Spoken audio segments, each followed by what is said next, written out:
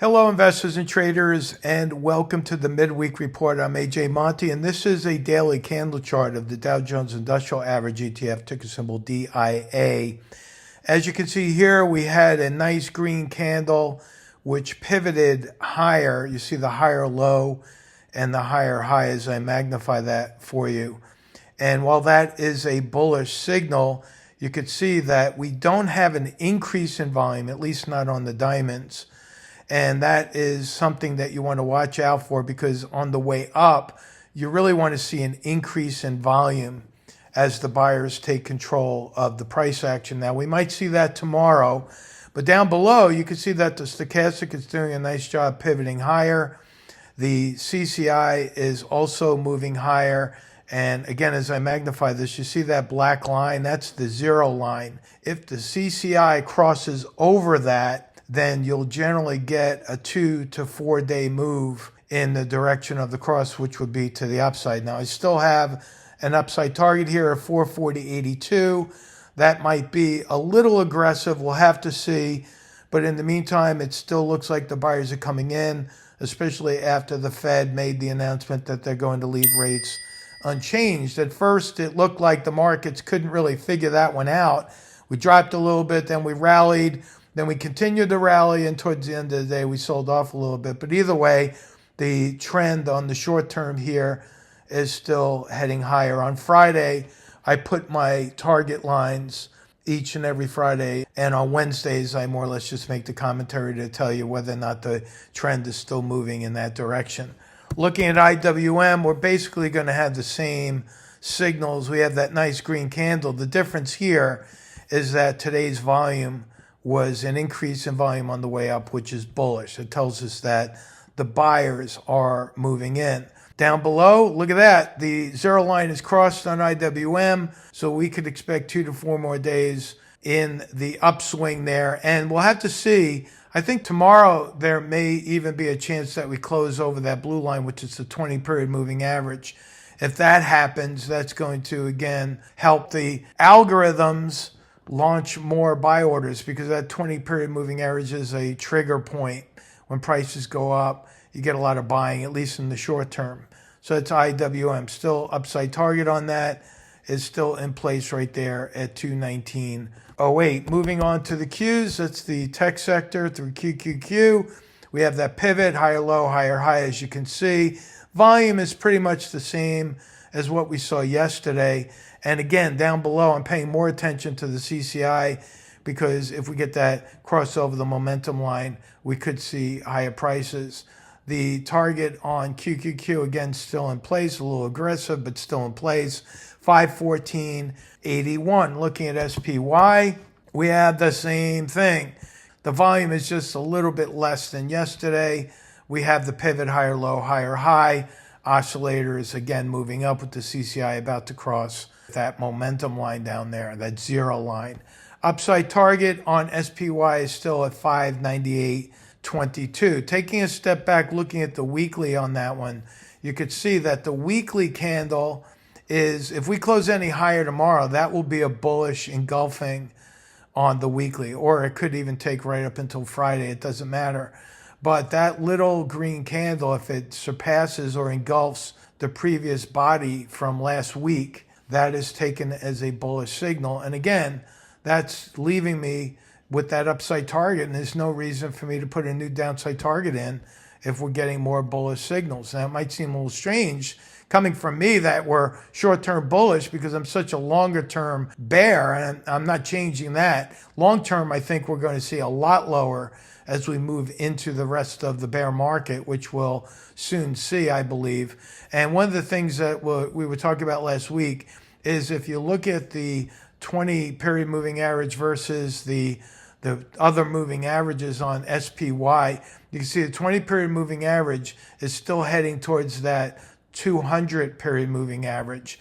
And today, the 50, which is the green, has crossed below the 100. So the selling pressure is still on. We're going to have resistance here at that moving average, these moving averages. You got resistance up here and ultimately up here. So it's nothing but resistance on the way up. And as we zigzag our way up to test those resistance levels, eventually I believe we're going to see the downturn, and then you'll hear me singing a different tune for sure. Going back to my charts, I want to look at VIX, which is the volatility index. This is why I'm keeping my upside targets. If you look at the VIX, which, by the way, my downside target on the VIX is down here at right around 1851. Today we closed with a bearish engulfing candle, right? Now I talk about the different types of candles from time to time, and I put my little pictures up here like I'm doing now with the bearish engulfing. The bearish engulfing candle is bearish 80% of the time. But here's the one little thing you have to keep in mind, that the bearish engulfing candle, while it's right 80% of the time, it also fails to result in lower prices 20% of the time. And when does it usually fail?